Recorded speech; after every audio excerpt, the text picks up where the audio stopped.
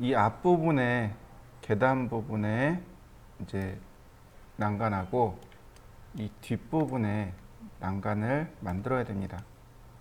먼저 이 뒷부분부터 볼까요? 선생님 저 답할 시간 안 나와서. 보시면 얘하고 얘가 따로 떨어져 있단 말이죠.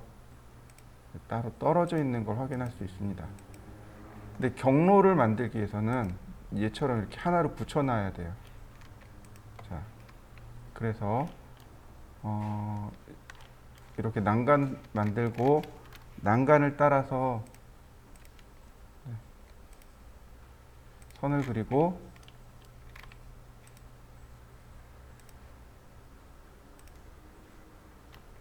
자, 그 다음에 아크 중심 시작 끝. 그러면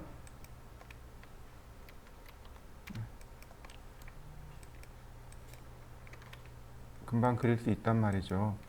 이걸 그려야 돼요, 결국은.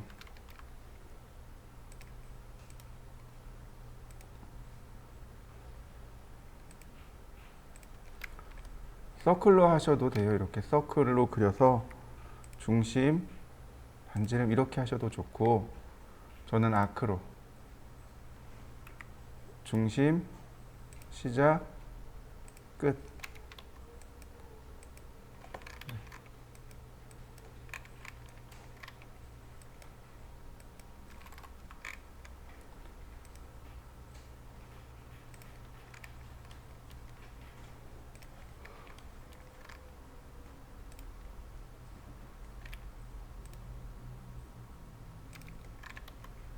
자, 그 다음에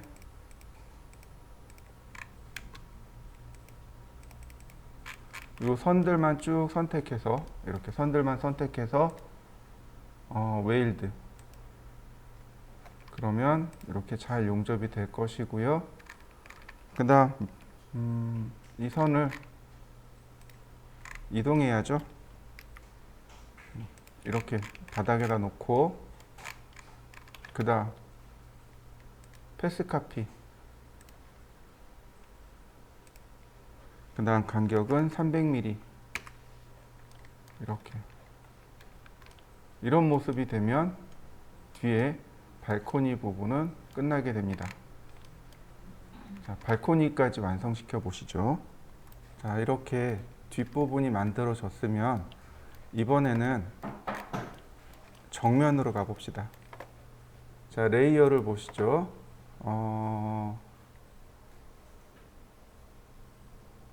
자, 이 중에 필요 없는 게 있단 말이죠. 자,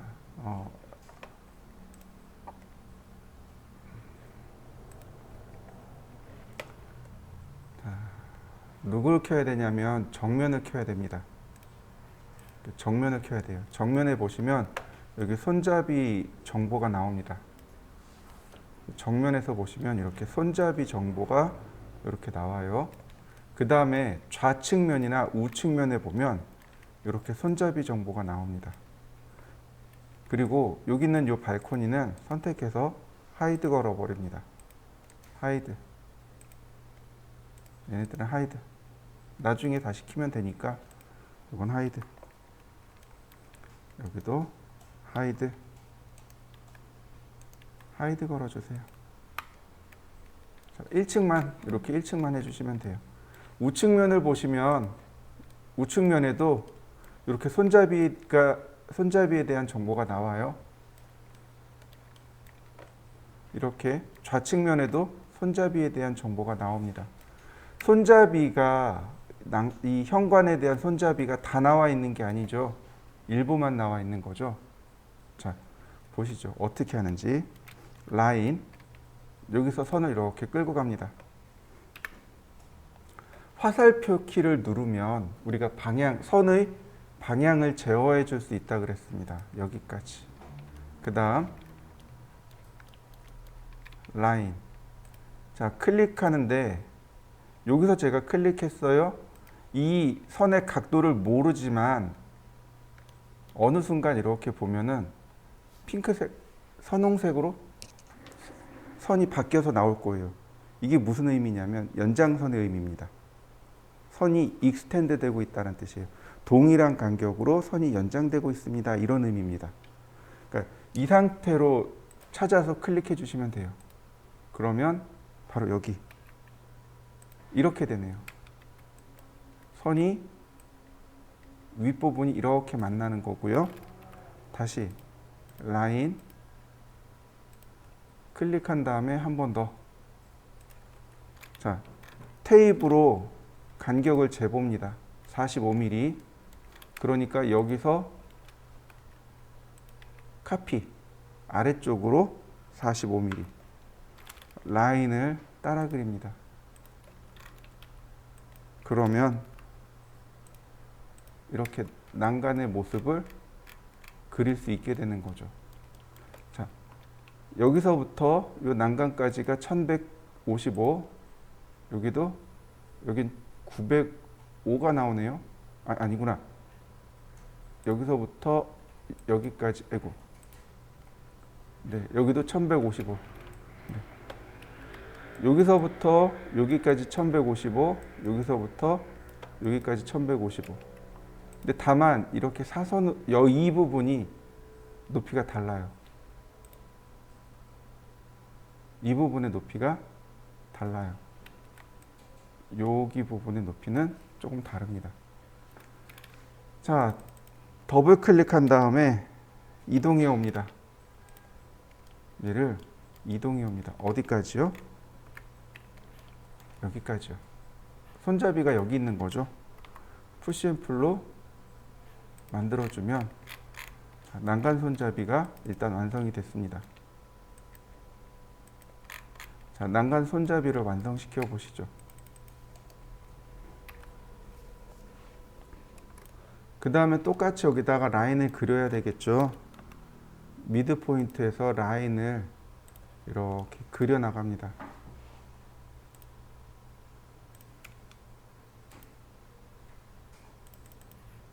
자, 선만 선택하고 똑같이 웨일드, 그 다음에 이동하기. 자, Z 방향으로 이렇게 내려 봅시다. 보시면 선이 이렇게 밑으로 파고 들어가는 걸 확인할 수 있습니다. 뷰 메뉴에 보시면 우리 엑스레이로 해서 이렇게 볼 수 있다 그랬어요. 선이 이렇게 파고 내려간 거 보이시나요? 선이 이렇게 파고 들어갑니다. 그래서 이 부분 같은 경우가 높낮이가 조금 달라져요. 그래도 괜찮을 겁니다. 자, 그 다음에 얘는 높이가 1155였습니다. 자, 서클 반지름이 30이었고, 그죠? 네.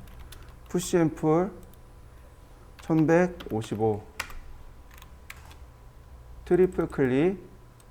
자, 메이크 컴포넌트. 그룹 아니라 그랬죠? 컴포넌트라 그랬습니다. 왜요? 여기 사용되어지는 현관 난간에 사용되어지는 건 다 똑같은 것들이죠.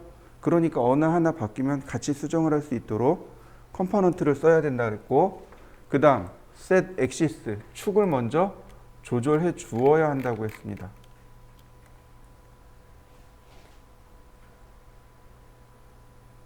자, 어딜까요? 여기네요.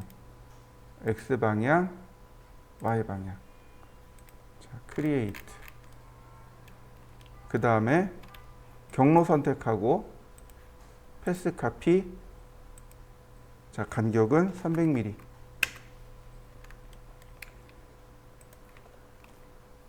자, 위치를 눈으로 조금 조절을 해줘야 될 것 같습니다. 보시면 위치가 좀 안 맞죠?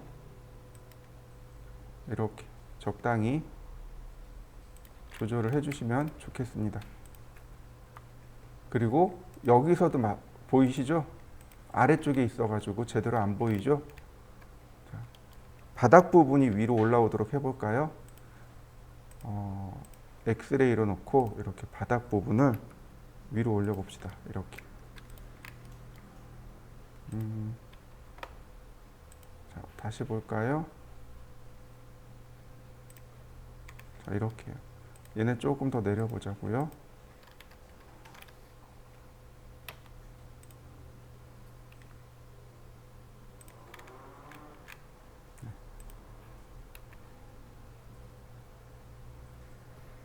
이렇게 조금만 내려주면 모양이 비슷하게 되겠죠? 자, 컨트롤 키 눌러서 선택하고 그 다음 메이크 그룹. 자, 좌우측에 하나씩 갖다 놓으시면 이제 비로소 작업이 끝나게 되겠네요. 나머지 전부 다 켜놓고 봅니다. 도면은 끄고 도면만 끕니다. 자,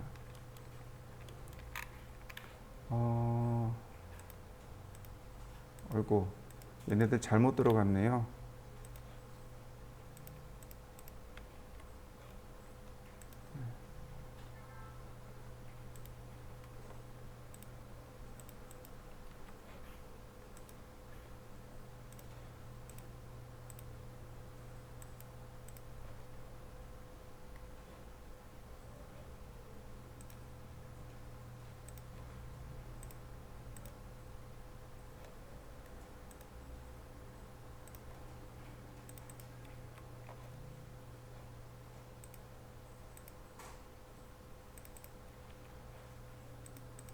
(3D) 벽면.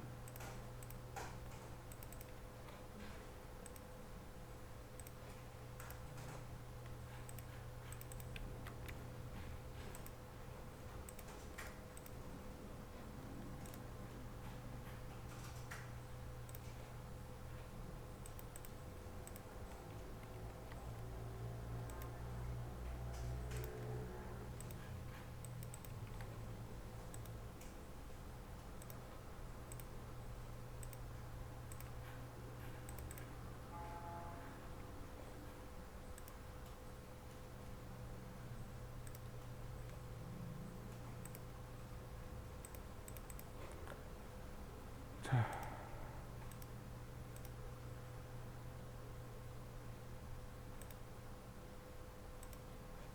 그러면 다 감추면 이렇게 모양이 완성이 됐네요. 여기서 하나만 더 할 겁니다. 하나만. 자, 여기까지 한번 만들어 보시죠. 그 다음에 이제 우리가 해야 될 게 뭐냐면 임포트입니다. 임포트. 그 다음에 자, 파일을 들어오는데 맵 캡처를 자, 이렇게요. 뭘로 놔야 돼요? 여기 확장자가 PNG 파일이니까 PNG로 놓고 그 다음에 여기 보시면 이미지가 있고 텍스처가 있다 그랬어요. 그죠? 텍스처는 뭘로 들어와요? 재질로 들어오는 거라 그랬어요. 재질로 들어오는 거예요. 근데 지금 우리가 밑바닥에 깔 거예요. 그러니까 이미지를 선택하고 불러들이시면 됩니다. 임포트. 자, 바닥에다가 이렇게 깔아 놓으시면 되는 거죠. 이렇게요.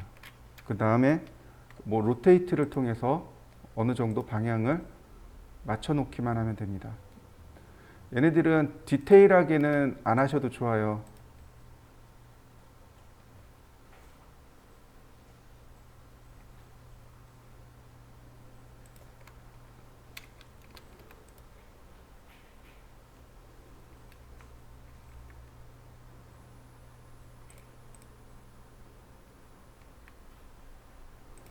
자, 이 정도쯤 되겠네요.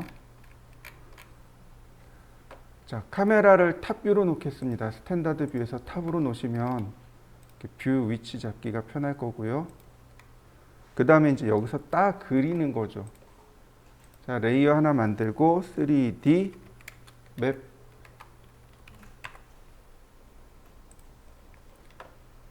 이렇게 하나씩 하나씩 따는 겁니다.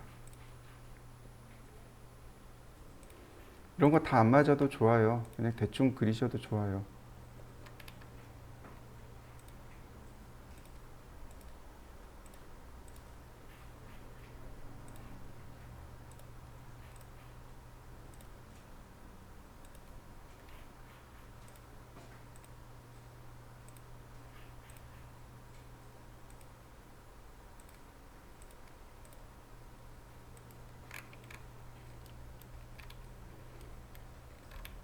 아파트도 있네요.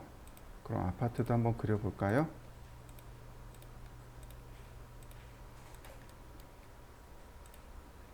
디테일하게 안 하셔도 좋아요.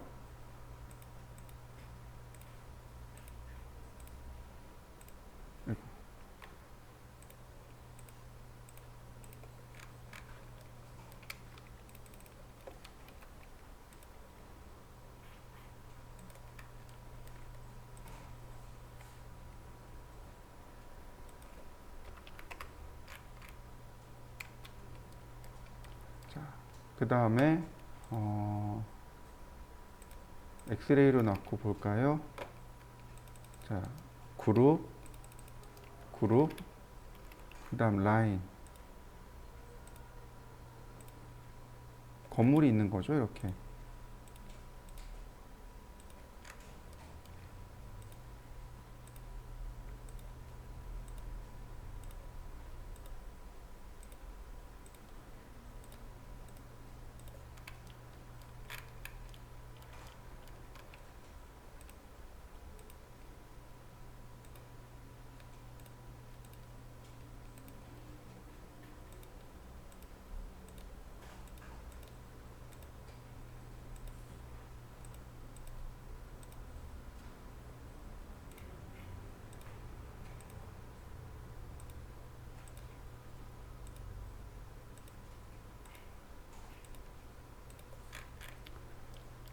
제가 몇 개만 이렇게 그려봤습니다.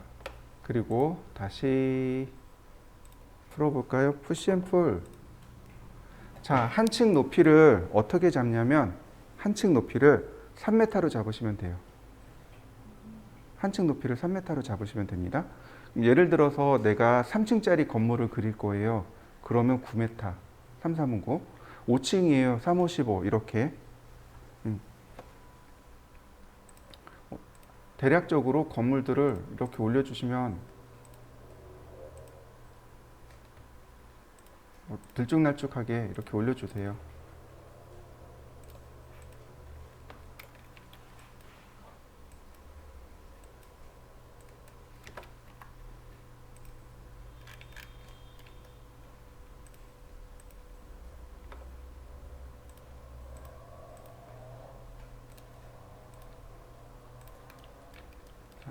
그러면 우리가 볼 부분은 요만큼이잖아요.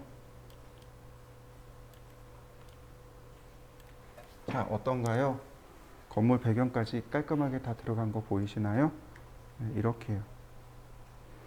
그 다음에 이제 여기다가 하나 더 하는데 그게 뭐냐면 내가 모델링한 거는 칼라로 보이지만 그 뒤에 배경은 뭘로 보여야 돼요?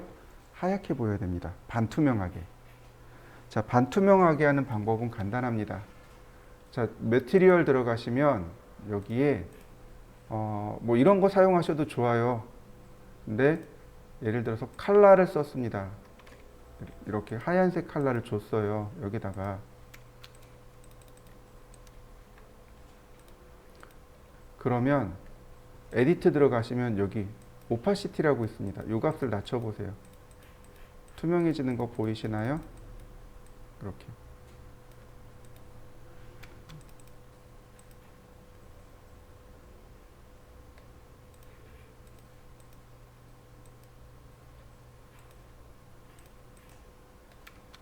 이렇게 반투명해진 거 보이시나요?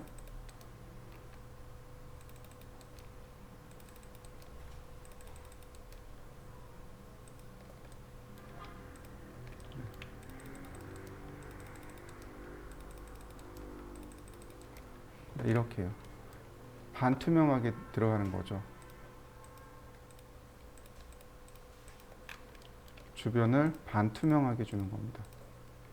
반투명하게 주는 방법은 바로 여기 오파시티를 주시면 됩니다.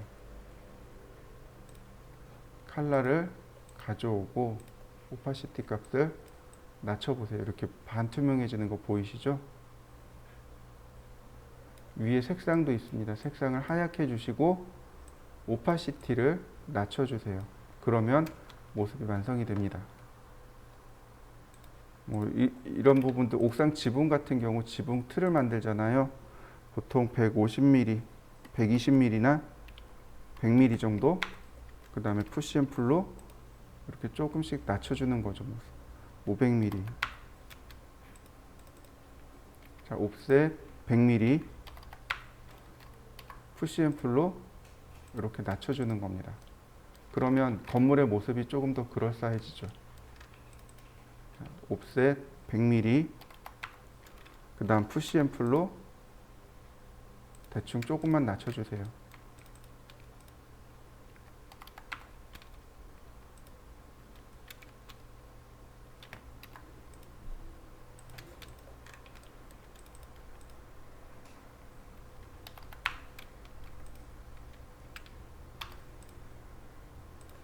그 다음에 이제 조금 더 여기다 신경 쓰면 어떤 걸 신경 쓰게 되냐면 이렇게 신경 쓰시면 돼요.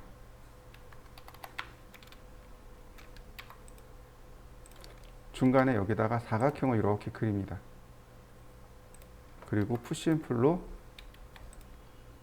조금 더 빼는 거죠. 이렇게.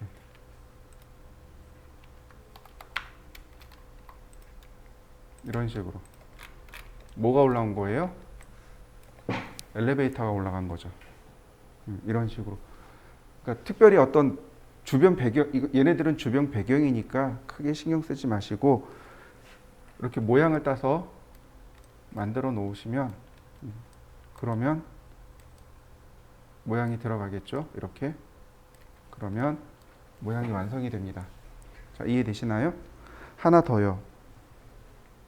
우리가 모델링하는 게 건물 같은 경우 두 가지로 볼 수 있습니다. 하나는 투시고 하나는 조감입니다. 조감도란 얘기는 조감, 그러니까 새 조자에 볼감자입니다. 그러니까 새의 입장에서 보는 거예요. 그러니까 어디로 봐요? 이렇게 하늘에서 보는 겁니다. 이렇게 하늘에서 보는 거예요.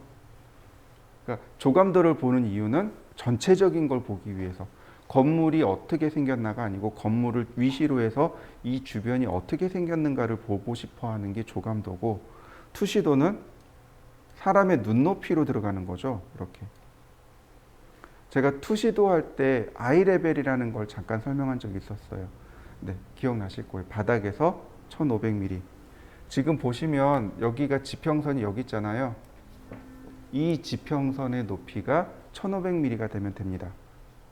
그리고 또 하나, 이건 이제 카메라 구도 잡는 방법 중에 하나입니다만은 내가 표현하고 싶어 하는 부분 있죠. 내가 여기를 좀 잘 표현하고 싶어. 그러면 화면을 이렇게 3등분을 해버립니다. 화면을 이렇게 3등분을 해버리세요. 그리고 이 가운데 사각형 있죠. 그 사각형에다가 내가 원하는 주제를 집어넣습니다.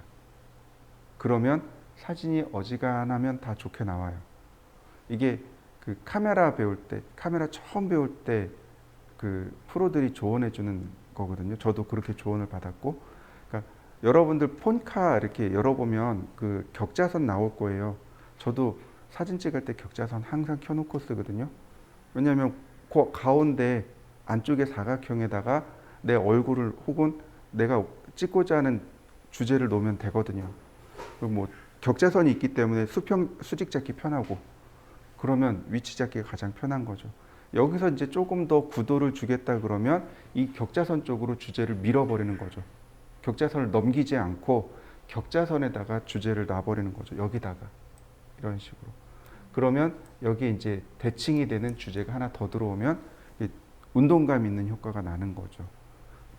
그리고 뭐 수평선 같은 경우도 이제 이 라인에다 맞추던가 혹은 이 라인에다 맞추던가 그런 식으로 해서 운동감을 주면 조금 더 손쉽게 구도를 잡으실 수 있습니다. 카메라도 잘 하셔야 돼요. 자, 한번 맞춰 보시죠. 자, 이번에는 조명에 대해서 알아볼 건데요. 바로 이 부분, V-ray 라이트라고 하는 부분이 있습니다. 익스텐션에 가면 V-ray가 있고 여기 V-ray 라이트라고 하는 부분이 있습니다. 플랫 라이트, 스피어 라이트, 스폰 라이트, IES 라이트, 옴니 라이트, 돔 라이트. 상황에 따라서 혹은 구도에 따라서 조명들을 바꿔서 쓰면 좋겠습니다. 근데 이거 말고 조명이 하나 또 있습니다. 선라이트요. 선라이트가 하나 더 있습니다. 자, 썬라이트는 어디로 가냐면 여기 렌더 에셋 에디터로 들어갑니다. 에셋 에디터로 들어가시면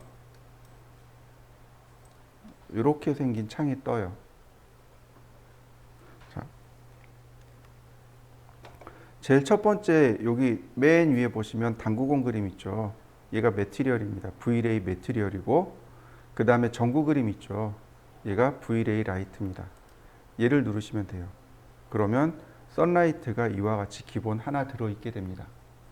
그리고 화면 여기 대화 상자 중간쯤 가면 오른쪽 중간에 가면 화살표가 있어서 이 화살표를 누르면 썬라이트에 대한 옵션들이 전부 다 나타나게 됩니다. 자, 말 나온 김에 자, 그 다음에 그 오른쪽에 보시면 자, 큐브가 하나 보이죠? 요건 지오메트리. V-ray 지오메트리라고 하고 그 다음에 세팅이라고 나옵니다. 여기 있는 이 세팅 값을 건드려야 되는 거죠. 그 다음에 맨 마지막으로 주전자. 이 주전자가 렌더링이라는 명령어입니다.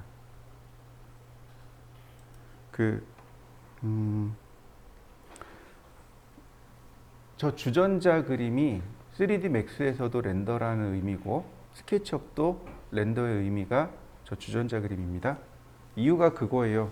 그러니까 인류 최초로 만들어진 3D 모델이 바로 저 주전자랍니다. 인류 최초로 만들어진 모델링이 저거래요. 그래서 상징적인 의미로 쓰는 겁니다. 자, 썬라이트입니다. 썬라이트를 보시면 여기 옵션에 가면 Enable, Invisible 이렇게 두 가지 옵션이 있습니다. Enable, 활성화시키다. Enable, able 가능하다라는 뜻이죠. 근데 Enable 그럼 활성화시키다. 그 다음 Invisible, 비저블이 보이다라는 뜻이에요. Invisible은 감추다라는 뜻입니다. 그러니까 다시 말해서 렌더링을 했을 때 태양을 보일 거냐 감출 거냐 이 얘기가 되는 겁니다. 이거 한 7시나 한 7시로 시간대를 낮추면 돼요. 우리 섀도우 있죠. 여기 섀도우에서 시간을 7시로 한번 바꿔봅시다. 저녁대로 오후 7시로 바꾸고 렌더링을 해보면 돼요. 그러면 렌더링된 하늘이 이렇게 어둑어둑하게 바뀌게 됩니다. 시간대에 따라서 하늘이 바뀌게 돼요. 이게 V-ray 스카이가 들어가 있어서 그렇습니다.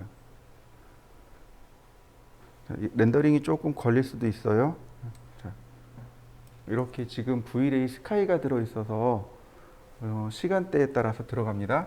여기 이제 그림자를 체크해 볼까요? 그림자를 체크해 보면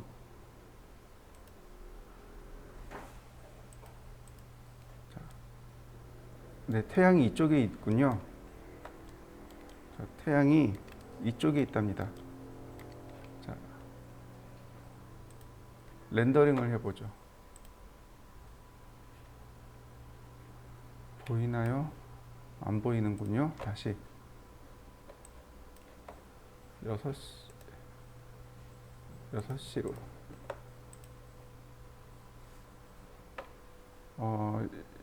여기에 태양이 있는데 너무 밝아요. 7시 00분 렌더링. 자, 여기 보이시나요? 태양 나오는 거. 렌더링 할 때 이렇게 태양을 보일 거냐 말 거냐 이게 인비저블이에요. 요걸 감추는 게 인비저블. 그러니까 낮 시간에는 태양이 훨씬 더 쨍한 거죠. 더 밝은 거죠. 잘 안 보일 수도 있겠죠. 저녁 시간에 이렇게 맞춰보면 이렇게 태양이 이렇게 살짝 보입니다. 물론 렌즈 값을 조절하면 낮 시간에도 태양은 볼 수 있어요. 근데 굳이 그렇게는 안 하고 그냥 저녁 시간대 이렇게 시간대 맞춰가지고 보시면 확인할 수 있습니다. 7시로 시간대를 맞춰 놓고 그리고 그림자 켜놓고 그림자의 반대 방향으로 카메라를 돌려버리면 이렇게 확인할 수 있습니다. 자, 한번 확인해 보시죠.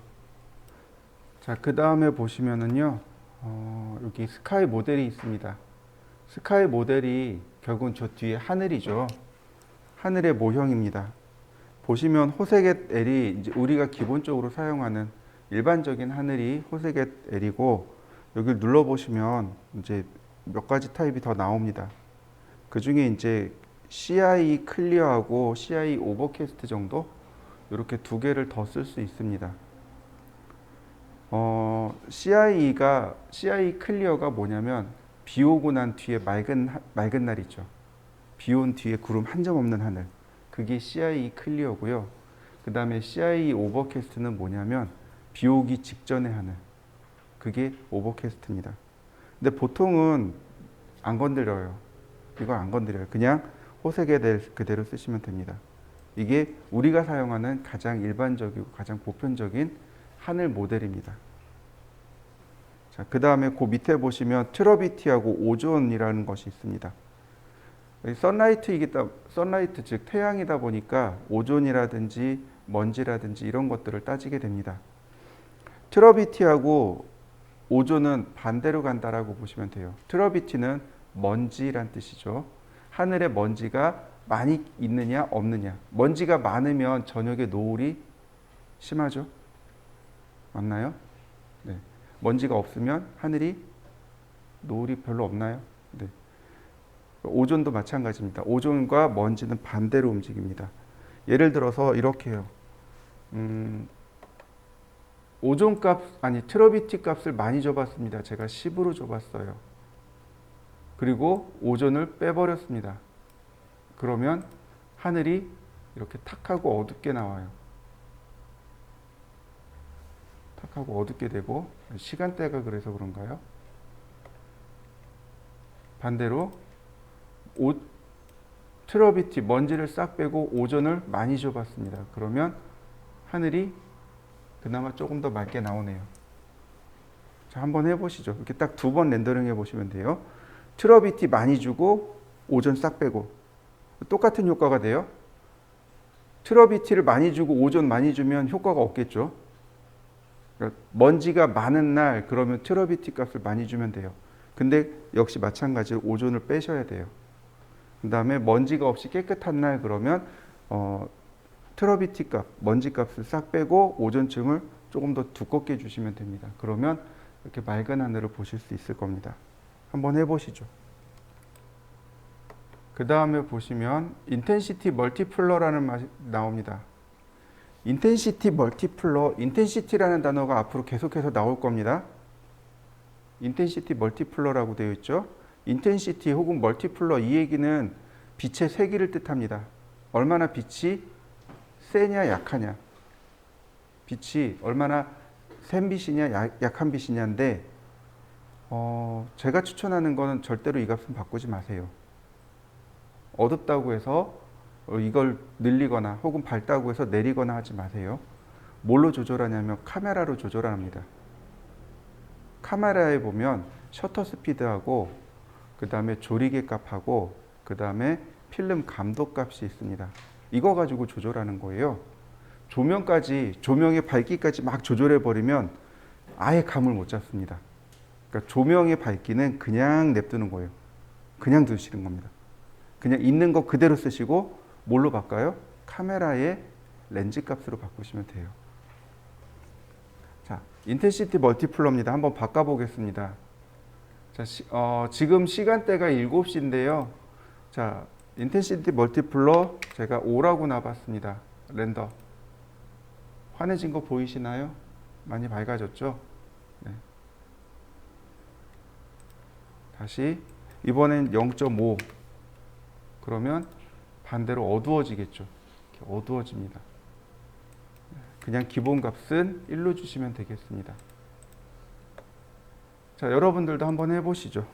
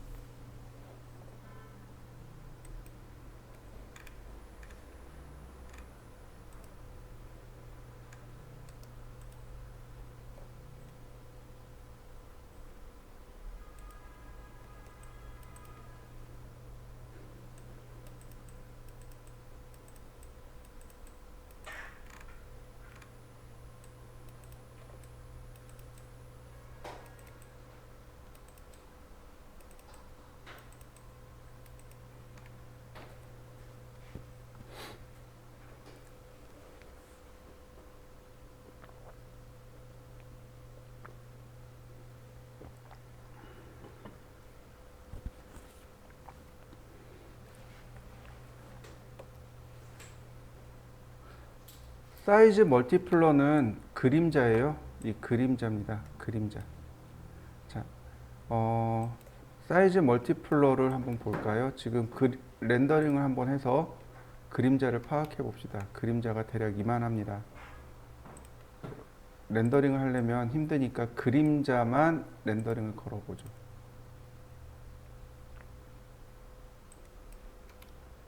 그림자가 이렇게 생겼습니다. 사이즈 멀티플러에서 값을 5로 올려봤습니다. 그러면 자, 그림자가 바뀐 거 보이시나요? 표시가 안 나나요? 다시 볼까요? 1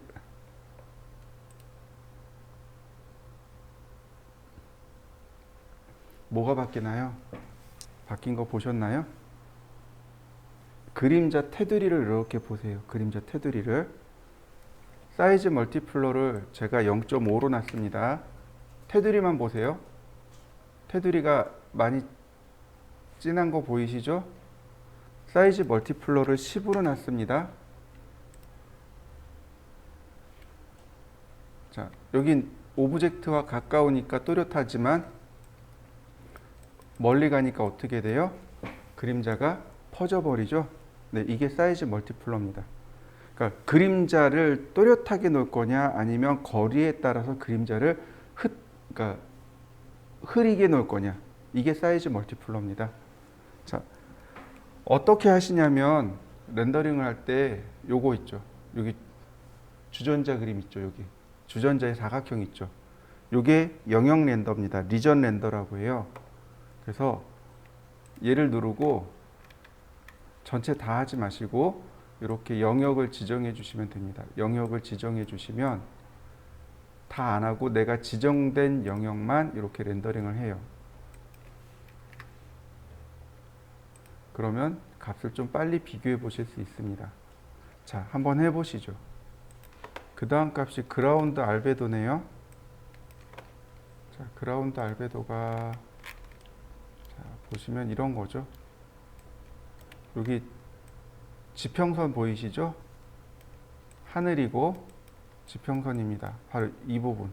이 땅 역할을 하는 부분의 색상입니다.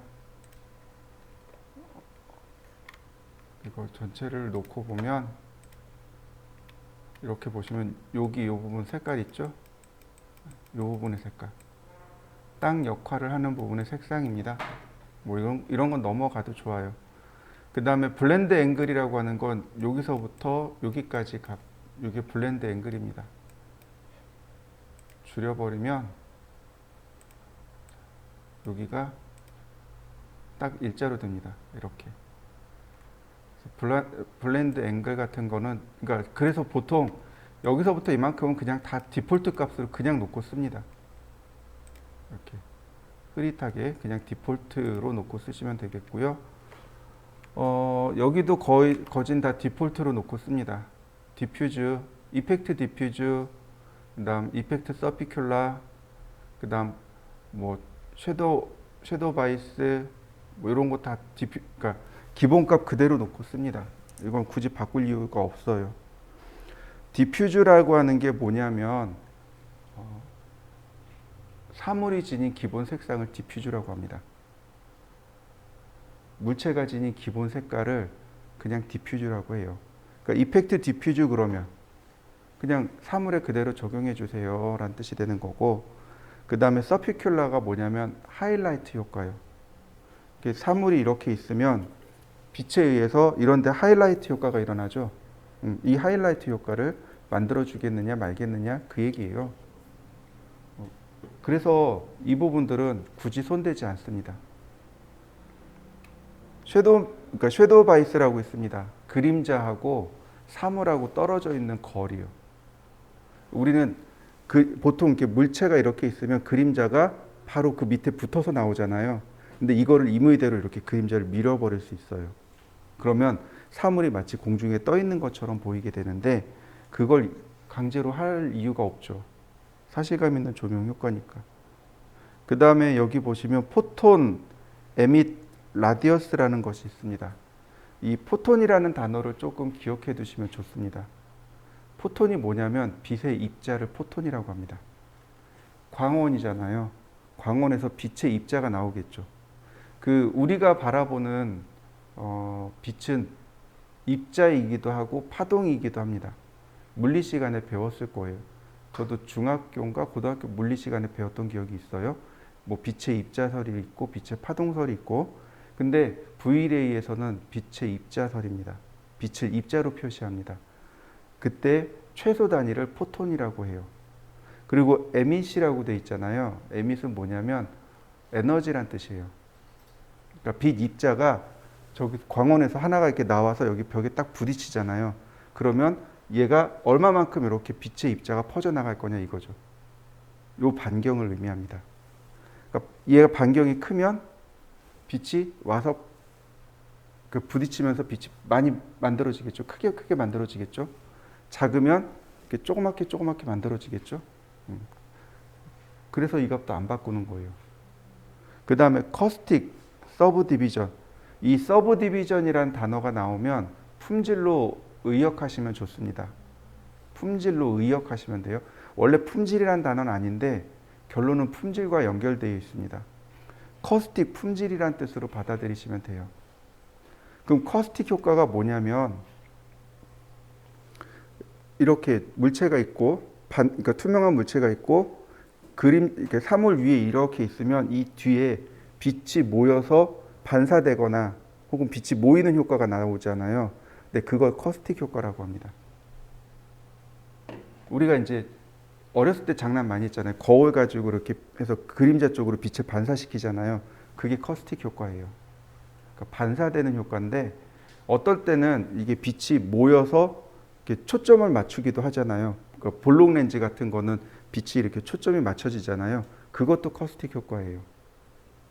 볼록 렌즈 같은 경우 빛이 이렇게 모여서 빛이 강조된다든지 혹은 빛을 반사시킨다든지 이런 모든 효과가 커스틱 효과입니다. 커스틱 효과, 즉 반사 효과의 품질이란 뜻이에요. 그래서 얘도 안 건드려요. 그러니까 우리가 선라이트에서 만질 수 있는 건 사실은 많지 않고 여기는 스카이 모델이나 트러비티나 오존 정도 만지시면 되고, 그 다음에 여기 사이즈 멀티플러를 조금 바꿔주시면 되겠고, 인텐시티 멀티플러는 아까 설명드렸듯이 바꾸시면 안 됩니다. 헷갈립니다. 네. 자, 그 다음에 자, 기본 조명입니다. 얘네들이 이제 기본 조명들인 거죠. 기본 조명들이 이만큼 있습니다. 일단 얘를 저장하고 그 다음에 끄죠. 뉴. 자, 제가 새로이 만들었습니다.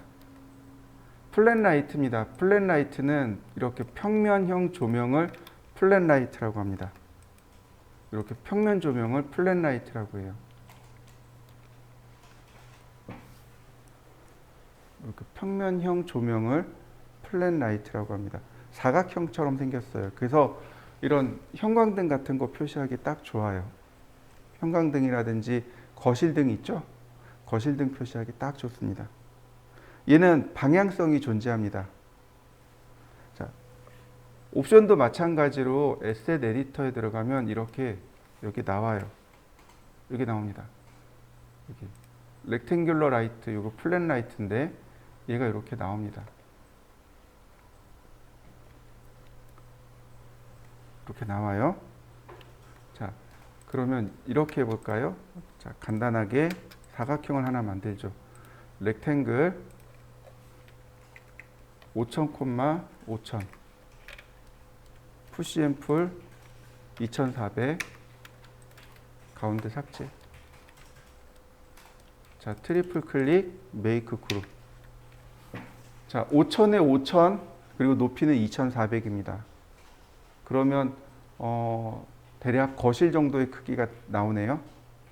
5000이면 5m거든요. 5m에 5m, 2.4m. 그러면 거실 정도의 높이가 되겠네요. 자, 여기다가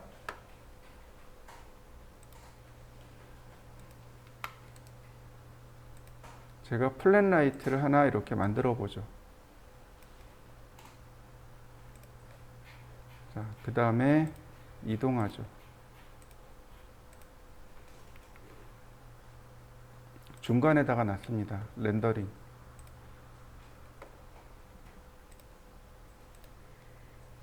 자, 이거 바깥쪽에서 빛이 들어오네요. 이거 선라이트 이네 이거 끈다고 해서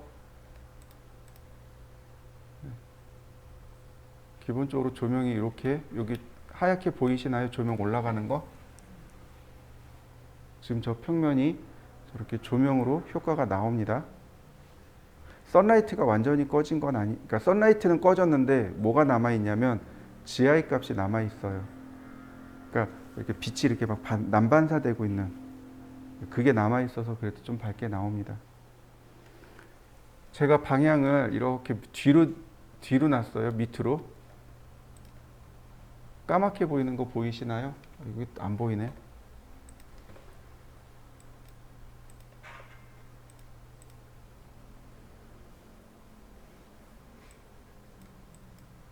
이렇게 까맣게 보이시는 거 보이나요? 이 플랫 라이트는 방향성이 있다고 제가 얘기했습니다. 그죠? 위에서 보면 조명이 나오고 있죠. 위로 올라가고 있죠. 네, 앞면에서 조명이 나오는 겁니다. 뒷면은 조명이 안 나와요. 그러니까 플랫 라이트를 만들게 되면 이렇게 윗면으로 이렇게 빛이 올라가게 되는 거죠. 그래서 로테이트 시켜 주셔야 돼요. 자, 옵션이 어떤 것들이 있는지 보시죠. 자, 이네이블이 있네요. 이네이블이 있고 컬러가 있고 텍스처가 있고 인텐시티가 있고, 인텐시티가 아까 얘기했었죠? 빛의 밝기라고. 근데 단위가 나옵니다. 글쎄 저는 이 단위를 잘 안 믿어서 루멘이 있고 그러니까 루미넌스 파워가 있고 루미넌스가 있고 라디언트 파워가 있고 라디언스가 있고 옆에 단위도 있습니다.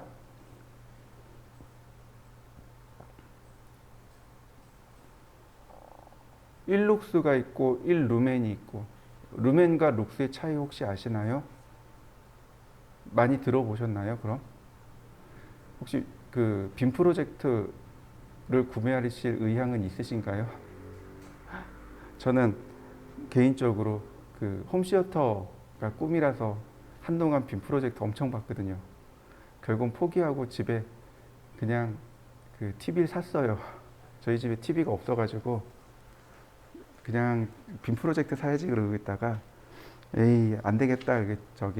그냥 대기업 브랜드 말고 중소 브랜드로 해서 65인치짜리 하나 확 질러버렸어요. 그 당시에 50만 원 채 안 되더라고요. 그래서 근데 패널은 삼성 패널이고 그래서 괜찮아서 평이 괜찮아서 질러버렸거든요. 그랬더니 이제 그 다음부터는 이제 빔 프로젝트에 대한 관심이 툭 떨어졌는데 이런 거죠. 여러분들 빔 프로젝트를 구매하려고 보실 때 룩스로 따지는 데를 보셔야 돼요. 루멘으로 따지면 안 돼요. 룩스는 뭐냐면 광원으로부터 1m 떨어져서 1m 떨어진 곳에 가로 세로 1m 안에 빛이 얼마만큼 모이느냐, 이게 룩스예요. 광원에서 1m 떨어진 곳에 가로 세로 1m 안에 빛의 밝기가 얼마나 밝으냐를 따지는 게 룩스예요. 그러니까 이 빔 프로젝트를 쏘게 되면 여기 스크린의 밝기가 밝으냐 어두우냐로 따지는 게 룩스입니다. 이해되시나요? 그럼 루멘은 뭘까요? 저 광원의 밝기요. 광원의 밝기요. 얘가 멀리 가는지 조금 가는지는 일절 얘기 안 해요. 그냥 이 조명이 얼마나 빛을 많이 뿜어내느냐, 그 얘기인 거예요. 아무리 밝아봤자 직진성이 없으면 어떻게 되나요? 스크린이 어두운 거죠. 그러니까 잘 살펴보세요. 그 20만 원대 이하로 보면 전부 다 루멘으로 표시되어 있어요. 근데 적어도 80만 원대, 120에서 150만 원대 이상 올라가면 다 룩스로 표시되어 있습니다. 그게 달라요. 2000 룩스, 3000 룩스, 보통 이 정도 되려면 이 정도가 한 2000에서 3000 룩스 정도 돼요. 이 정도가 돼야 뭐 그러니까 그러니까 저기 낮에 형광등 다 켜고도 그냥 무난하게 볼 수 있는 거지. 만약에 내가 캠핑 가서 보겠다. 그러면 그런 건 이제 보통 어느 정도 되냐면 1000 룩스 이하, 뭐 500 룩스 정도 되는 것들 있죠. 그 정도밖에 안 돼요, 사실은. 그래서 20만 원짜리 이하가 대부분 다 그런 정도 돼요. 500 룩스 이하짜리. 그러니까 루멘이랑 얘가 이제 그거예요. 루멘이라고 하는 거는 1m 제곱당 루미넌스, 여기 루미넌스라고 나오죠? 이 루미넌스가 룩스입니다. 루미넌스가 룩스예요. 1m 제곱당 빛의 양입니다. 라디언트 파워는 와트로 표시되고 있죠. 근데 굳이 이거 따져서 안 하는 것 같아요, 저는. 굳이 이거 따져서 쓸 일은 없고 그냥 그런 정도만 상식선으로 알고 계시면 좋을 것 같아요. 형광등 뭐 40와트, 30와트 뭐 그렇게 얘기하죠. 전열기구. 네, 그거죠. 굳이 네. 쓰시면 되겠고. 그 다음에 쉐입 형태가 있네요. 눌러보시면 렉탱글이 있고 엘립스가 있고. 조명의 모양이 사각형이냐 원형이냐. 엘립스로 놓으면 이렇게 원형으로 바뀌겠죠.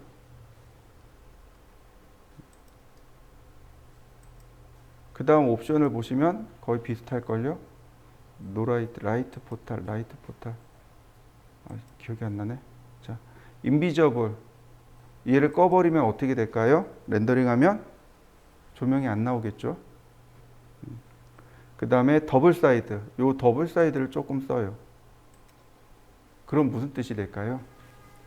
조명이 지금 한쪽 면, 앞면으로만 빛이 나온다 그랬죠? 근데 더블 사이드 그러면 앞뒷면으로 조명이 이렇게 앞뒤로 같이 나온다는 얘기죠. 자, 나머지는 옵션을 그대로 두시면 좋겠습니다. 라이트 포탈이 뭐냐면 조명이 있으면 조명 위로 이렇게 빛 번짐 효과 있죠. 빛이 이렇게 위로 이렇게 쭉 번지는. 그러니까 조명이 있으면 조명에서부터 이렇게 빛이 번지는 효과 나오잖아요. 그게 라이트 포탈입니다. 근데 지금 제가 렌더링 해봤는데 라이트 포탈 효과는 안 나오네요. 그럼 넘어가도 좋습니다. 우리가 SF를 하는 게 아니니까 굳이 여기서 라이트 포탈을 네, 굳이 안 해도 좋을 것 같아요. 이게 효과는 있는데 안 나오는 것들이 또 제법 많아요. 자, 조명을 한번 써보시죠. 렌더링 하시면 이렇게 이제 내용이 나온다는 거. 라이트 포탈은 빛이 이렇게 그 뭐라 그러지? 빛의 잔상이라 그러나 이런 효과를 만들어낼 때 쓰는 게 이제 라이트 포탈인데 굳이 라이트 포탈까지는 쓰지는 않으셔도 좋겠고요. 그 다음에 삭제할 때 이제 우리가 신경 써야 되는 게 뭐냐면 여기서 델키 눌러서 지우면 오브젝트는 사라지는데 라이트가 안 사라져요. 이거 안 사라집니다. 그럼 어떻게 해요? 여기서 오른쪽 버튼 누른 다음에 딜리트 누르시면 같이 사라집니다. 이렇게 정보하고 오브젝트하고 같이 지우셔야 돼요. 자, 한번 지워 보시죠. 자, 그 다음엔 스피어 라이트입니다. 여기 보시면 스피어 라이트라고 되어 있습니다. 구슬이에요. 이렇게 구슬입니다. 구슬처럼 생긴 조명을 스피어 라이트라고 합니다.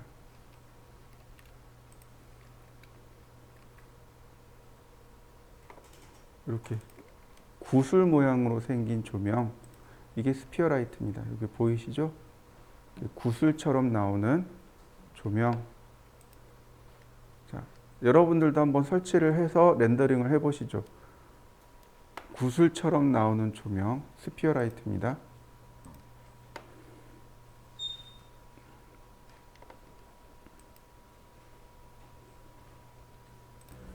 옵션을 다시 볼까요? 어떤 옵션들이 있나? 옵션들은 대동소이합니다. 다 똑같아요. 이네이블이 있고, 그 다음 인텐시티, 즉 조명의 밝기를 조절할 수 있고 감추기를 할 수 있고 네, 나머지 없네요. 커스틱 효과 주고 섀도우 그림자 주고 그다음에 디퓨즈 효과를 주고 서피큘러 효과를 주고 여기서 말하는 리플렉션이라고 하는 건 반사라는 뜻입니다. 반사 효과도 주고 네, 그 내용이 전부 답니다. 특별한 내용 없어요. 자, 넘어가 보죠. 자, 그 다음에 이제 스포트라이트입니다. 스포트라이트. 이 스포트라이트가 조금 어려워요. 종종 우리가 오해를 하는 게 있는데 스포트라이트를 켜게 되면 모든 부분이 다 환해진다라고 생각하시는데 절대로 그렇지 않습니다. 스포트라이트는 국소 조명이죠. 아주 특정한 부위만 비춰주는 조명입니다. 자, 스포트라이트 이용해서 클릭해 봅시다. 그러면 이렇게 조명이 하나 만들어집니다. 이걸로 끝이에요. 그러면 위에서 이렇게 밑으로 조명이 내려오겠죠. 더욱이 스포트라이트는 그 형태가 원뿔입니다. 그러니까 저기다 두면 못 알아봐요. 안 보여요. 자요. 그냥 이렇게 보여요. 안 보입니다. 조명 어디 있는지 몰라요. 어떻게 하냐면 이렇게 선택을 한 다음에 벽에다 붙여버리세요. 이렇게 벽에다가 붙여놔야지 돼요. 벽에다가 이렇게 붙여 놓으셔야 돼요.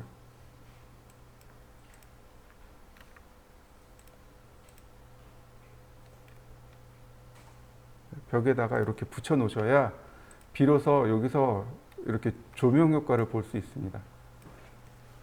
이해되시나요? 네. 벽에다 붙여 놓으셔야 돼요. 벽에다 딱 붙여면 안 되고 여기서 조금 이렇게 띄워 놓으셔야 돼요. 지금 제가 해놓은 것처럼. 그래야 효과가 봅니다. 이렇게 원뿔 형태의 조명이 국소 조명이라고 그러죠. 어떤 특정한 부위를 밝게 조절해서 보는 조명을 스포트라이트라고 합니다. 지금은 그냥 밑으로 바로 다이렉트로 내린 거고, 자, 여기서 제가 조금 더 작업을 하면 이렇게 됩니다. 로테이트. 이렇게 각도를 줘야 되겠죠. 그래야 이렇게 조명 효과가 나오겠죠. 이 스포트라이트는 이렇게 그 주변에만 강조 효과를 주는 조명이 스포트라이트고, 그 조명이 원뿔 형태로 나옵니다. 자, 스포트라이트를 보시면 여기에 앵글이 있습니다. 앵글이 있어요. 콘 앵글이 있고 푸넘바 앵글이 있고, 콘 앵글이 있고 푸넘바 앵글이 있고. 콘 앵글이라는 게 뭐냐면 바로 이겁니다. 이 콘에서부터 이렇게 범위를 말합니다. 범위요. 조명이 이렇게 스포트가 이렇게 좁게 비칠 거냐 넓게 비칠 거냐 그거예요. 그 각도를 의미합니다. 자, 1이었는데 제가 5로 늘려봤습니다. 렌더링. 어이구, 너무 많이 늘어났네요. 자, 2나 3으로 바꿔보죠. 3으로 바꿔봤습니다. 렌더. 그래도 넓네요. 자, 2. 자, 지금 2배로 넓어진 겁니다. 범위가 예를 들어서 2.5 그러면 이렇게 범위가 더 넓어진 거 보이시죠? 네, 범위예요, 범위. 자, 0.5 그러면 많이 줄어들게 될 겁니다.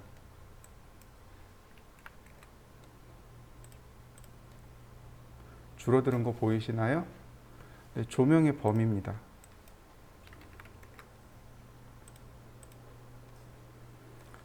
자, 그 다음에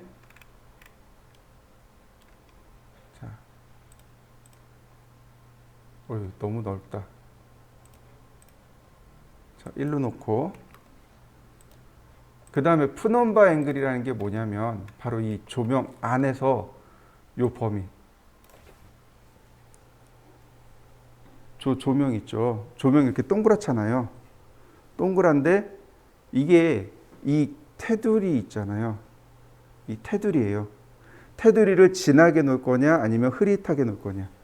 그게 바로 푸넌바 앵글입니다. 지금 또렷하잖아요. 푸넌바 앵글을 제가 늘려봤습니다.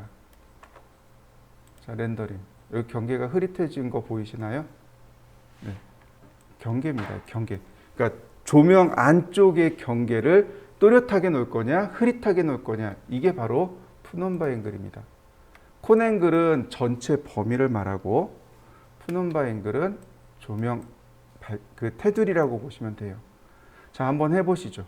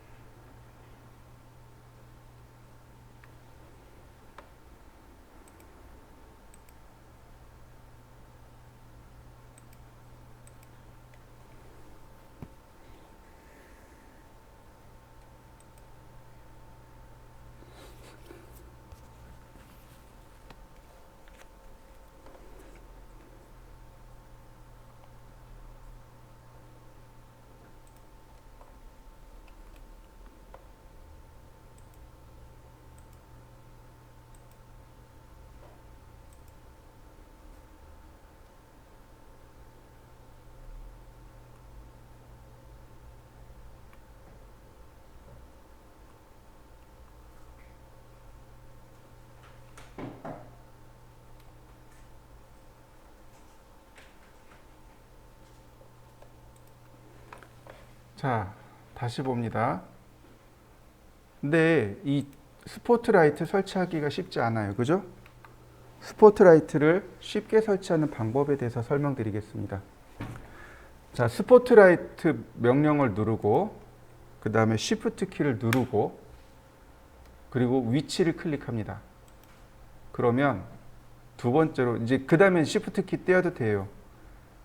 조명이 들어갈 방향 클릭해주고 그 다음에 푸넌바 앵글 범위죠. 범위를 이렇게 조절해주면 이렇게 금방 조명을 만들 수 있습니다. 처음 스포트라이트를 설치할 때 Shift 키를 누르고 설치를 하세요. 그러면 방향, 그 다음에 푸넌바 앵글 다 조절할 수 있습니다. 한번 해보시죠. 아까 앵글 부분이 있었죠. 자, 그 다음에 이 아래 보시면 디케이하고 푸넌바 팔로프라고 하는 것이 있습니다. 이 디케이라는 단어는 뭐냐면 감쇄란 뜻입니다. 감소란 뜻이에요. 빛이 여기서 딱 시작을 했어요. 그럼 무한대로 똑같은 밝기로 나가나요? 아니죠. 거리에 따라서 점점 빛이 소멸하죠. 그게 디케이입니다. 라이너라고 하는 게 바로 그런 의미예요. 빛이 거리에 따라서 비례해서 조명도 어둡게 해주어라, 소멸해 주어라. 인버스가 있고 인버스 스퀘어가 있고, 인버스는 뭐라 그러죠? 이렇게 역으로라 그러나 이렇게 그 무슨 곡선이라 그러죠? 이 U자 곡선 그리듯이 그렇게 가는 거고, 인버스 스퀘어는 거기에 제곱으로 비례해서 더 많이 빨리 없어지는. 그래서 이렇게 보시면 돼요. 라이너는 그냥 우리가 쓸 수 있는 거, 그 다음에 인버스는 반밖에 안 돼요. 그리고 인버스 스퀘어는 내가 쓸 거에 반의 반밖에 안 나온다고 보시면 돼요. 그러니까 그래서 굳이 여기도 바꾸지는 않아요. 그냥 디케이가 무슨 값인지만 이해하고 계시면 돼요. 빛이 얼마만큼 빨리 소멸할 거냐, 그런 얘기입니다. 자, 보시면 제가 여기다가 인버스로 한번 놔봤습니다. 이 부분이죠. 자, 인버스입니다. 그럼 빛이 빨리 소멸될까요?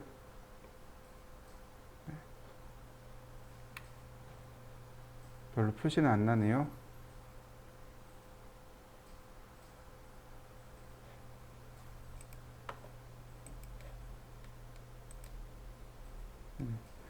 지금 인버스 스퀘어로 바꿨는데 빛이 거의 나오지 않죠? 여기 점 보이시나요? 네, 이게 이제 거리에 따라서 빛이 소멸되어지는 효과. 그래서 디케이라고 합니다. 푸넌바 팔로프도 마찬가지입니다. 팔로프가 사라지는 방향이에요. 그러니까 빛이 이렇게 있으면 여긴 또렷하고 그 다음에 이만큼 흐릿해져서 빛이 사라지겠죠. 이걸 팔로프라고 해요. 이 범위를 팔로프라고 하는데 라이너로 여기서부터 여기까지 빛이 없어질 때 이걸 라이너로 처리하겠습니다 라는 뜻이 됩니다. 여기도 눌러보면 똑같이 스무스 큐브가 하나 더 있습니다. 조금 더 빨리 없어진다는 뜻이 돼요. 자, 그다음 자, IES 라이트가 있습니다. IES 라이트를 실행하면 바로 이렇게 떠요. 이거 그 스케치업 폴더에 들어가시면 IES 파일이 있습니다. 이 중에 IES 파일을 하나 선택을 해서 쓰는 겁니다. 자, 똑같이 Shift 키 누르고 방향 조절하고 그럼 보시면 다른 건 없어요. 그냥 이거밖에 없습니다. 렌더링 하면 이제 바짝 붙여야 되는데 안 나오네요. 자, 그럼 IES 파일이 뭐냐면은 IES가 조명 공학입니다. 조명 공학이라고 해요. 그러니까 조명 엔지니어들 있죠. 네, 조명 엔지니어들이 조명을 만들면 이 조명은 이렇게 됩니다 라고 하는 여기 이게 IES 파일이에요. 보이시나요? 1번 조명은 이렇게 생겼고 2번 조명은 이렇게 나오고 이걸 조명 엔지니어가 계산을 하는 거예요. 이 조명은 이렇게 빛이 확산되고 이만큼 빛이 멀리 가고 이런 모양으로 됩니다 라고 모든 조명마다 다 이게 하나씩 다 있어요. 엔지니어들이 이걸 만들어서 파일로 줍니다. 이게 IES 파일이에요. 이게 IES 조명입니다. 되게 많아. 이런 파일들이 되게 많아요. 이 중에 하나 내가 원하는 거 이 조명 하나 불러다 놓고 쓰는 거죠. 예를 들어서 9번 조명 같은 경우는 빛이 멀리 가진 않지만 강하게 그 주변에서 나오고 있죠. 이런 것들. 그 다음에 이제 30번 조명 같은 경우가 가장 일반적으로 사용하는 스포트라이트가 되겠죠. 이런 식으로 그러니까 조명 엔지니어가 공학적인 계산을 통해서 빛을 만들어내게끔 해주는 파일이 IES 파일입니다. 저거 보면 그 빛의 범위라든지 뭐 이런 것들이 다 계산되어져서 나와요. 그 파일입니다. 그 파일을 이용해서 쓰겠습니다 라는 뜻이에요. 혹시 모르니까 여기 얘네들도 복사해 가시면 좋겠습니다. 자, 한번 해보시죠. 그 다음 조명은 옴니라이트라고 해요. 옴니라이트는 우리나라 말로 하면 점광원이라고 합니다. 모양이 없어요. 그냥 이렇게 점처럼 생겼습니다. 점으로 생겼어요. 근데 조명입니다. 인버스 스퀘어로 되어 있습니다. 라이너로 바꿔놓고요. 렌더링. 아이고 무지하게 박네요. 스톱. 다시 인버스로 놔볼까요? 그러면 조명이 이렇게 나오네요. 옴니라이트는 점광원이라고 하고 일종의 태양 같은 거라고 보시면 좋습니다. 태양이 하나의 점이죠. 그리고 빛이 사방으로 다 나가고 있죠. 네, 그게 옴니라이트입니다. 그러나 태양보다는 밝지는 않겠죠. 어떤 걸로 보시냐면 백열등 같은 거, 백열등이나 촛불 같은 걸로 보시면 됩니다. 물론 밝기는 촛불보다 밝을 거고요. 지금 보다시피 밝게 나옵니다. 이제 옴니라이트라고 합니다. 이런 걸 점광원이라고 해요. 하나의 점을 통해서 빛이 나갑니다. 옵션은 똑같아요. 넘어가도 좋습니다. 그 다음 돔라이트. 아니다. 돔라이트. 이 돔라이트가 재밌는 라이트예요. 돔라이트입니다. 이 돔라이트가 뭐냐면은 다른 조명들은 광원이죠. 이렇게 다 빛이 이렇게 나가는 거예요. 근데 쟤는 거꾸로 절로 빛이 모인다라고 생각하시면 좋습니다. 빛이 얘한테로 온다라고 보시면 돼요. 그리고 저 돔라이트는 태양광, 선라이트를 대신하는 조명입니다. 유일하게 여러 조명들이 여러 개가 있잖아요. 근데 그 중에 유일하게 저 돔라이트가 선라이트를 대신합니다.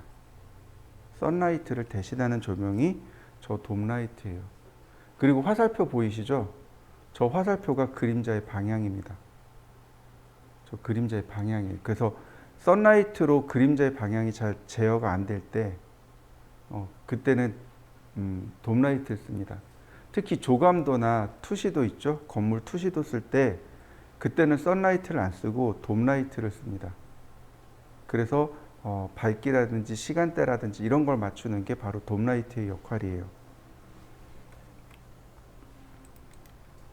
자, 지금 보시면 돔라이트에는 몇 가지 옵션들이 있냐면 특별한 옵션들은 없어요. 그냥 인텐시티가 있고 나머지는 특별한 건 없습니다. 자, 렌더링을 걸어 보면은요. 그림자의 방향은 안 바뀌어요. 이거 이렇게 하면 안 되겠다. 자, 제가 렉탱글을 하나 더 그려보죠. 자, 분명히 그림자가 여기 이렇게 나와야 돼요. 근데 지금 현재 그림자는 이 뒤쪽이고 돔라이트는 이쪽이고. 자, 렌더링. 제대로 맞춰 나오네 또. 자, 돔라이트의 방향에 따라서 그림자 조절된 거 보이시나요?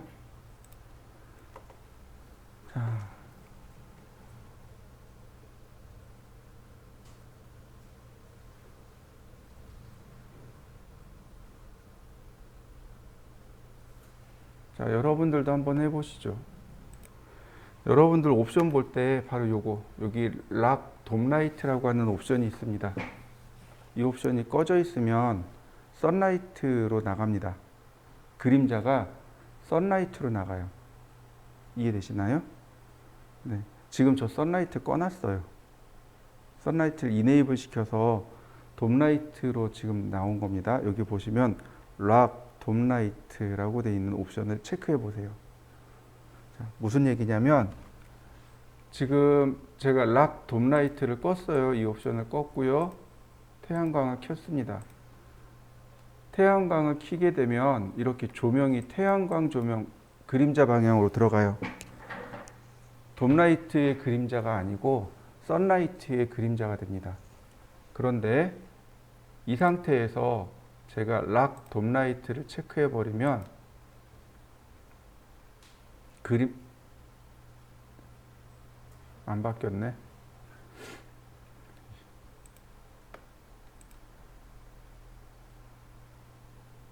안 바뀌네. 되다 안 되다 그러네.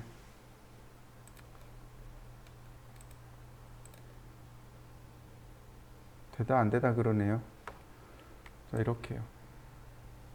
이게 락 돔라이트를 체크하셔야만 이렇게 들어갑니다. 그림자가. 그래서 이 돔라이트를 쓰실 때는 선라이트를 이네이블 해놓고 쓰세요. 그러니까 선라이트를 끄고 쓰세요. 이렇게 저처럼 선라이트를 끄고 돔라이트를 체크하고 돔라이트의 그림자를 체크해 놓으시면 됩니다. 그러면 이제 그림자가 돔라이트의 방향대로 돌아가는 거죠. 예를 들어서 이렇게 놨어요. 그러면 지금 현재 그림자하고 돔라이트의 그림자가 렌더링 했을 때 그림자가 달라지겠죠. 이렇게. 이게 돔라이트입니다. 돔라이트는 태양광을 대신하는 조명이다라고 생각하시면 좋아요. 자, 한번 렌더링 해보시죠. 다음 보시면은요, 물체를 제가 사물을 이렇게 만들어 놔봤습니다.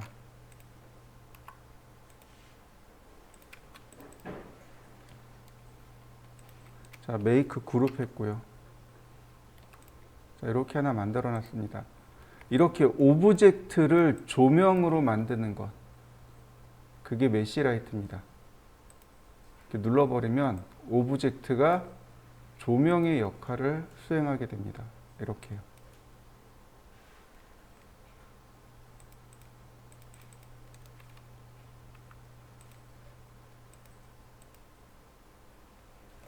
보이시나요? 조명처럼 바뀐 거. 얘도 앞뒷면이 있으니까 앞면 방향을 지금 모델링 할 때 뒷면으로 나와서 그렇지 앞면으로 이렇게 바꿔 놓으시면 오브젝트가 조명 효과가 됩니다.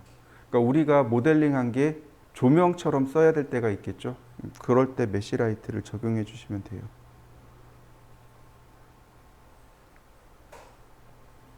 그리고 마지막은 뭐냐면 어저스트 라이트라고 해서 우리가 조명을 찾아서 조명의 밝기를 조절해 줘야 된단 말이죠. 이렇게 여기 인텐시티를 찾아서 이렇게 조절해 줘야 되는데 잘 모른단 말이죠. 이렇게 되면 이름이 제대로 안 붙어 있기 때문에 모른단 말이죠. 그래서 어떻게 하냐면 얘가 있는 겁니다. 보시면 이렇게 갖다 대면 얘의 인텐시티, 즉 조명 밝기가 나와요. 이 상태에서 드래그 하시면 돼요. 위아래로 드래그 하시면 조명의 밝기를 그대로 조절할 수 있습니다. 그게 어저스트 라이트입니다. 조명들이 여러 개가 있을 거잖아요. 이렇게 예를 들어서 얘도 있고 얘도 있고 얘도 있고 그러면 옵션에서 찾을 수가 없단 말이죠. 밝기 값을 못 찾는단 말이죠. 그러면 이제 그때 여기서 이렇게 드래그하면 되는 거죠. 이렇게 밝기를 조절할 때 쓰는 조명입니다. 이게 V-ray 조명입니다.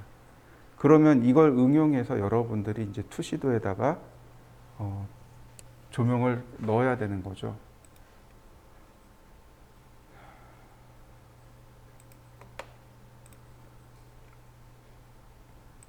거실이네요. 그러면 이런 부분들, 그 다음에 이런 부분들, 혹은 이런 부분들에다가 조명들을 하나씩 넣어 보시죠. 이렇게. 여기다는 다운라이트를, 그 다음에 뭐, 얘는 메시라이트로, 그 다음에 여기에는 이제 플랫라이트로. 이런 식으로.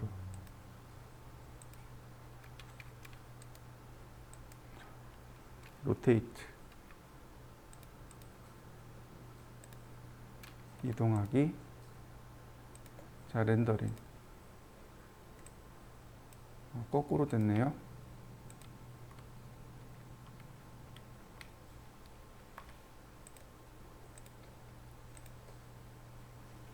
보시면 이렇게 조명 효과 들어가죠.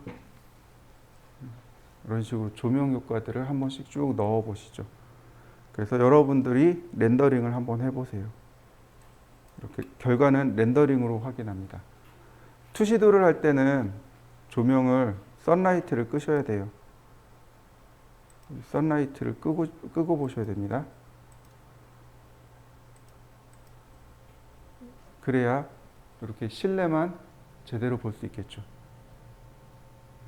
자, 한번 넣어 보시죠.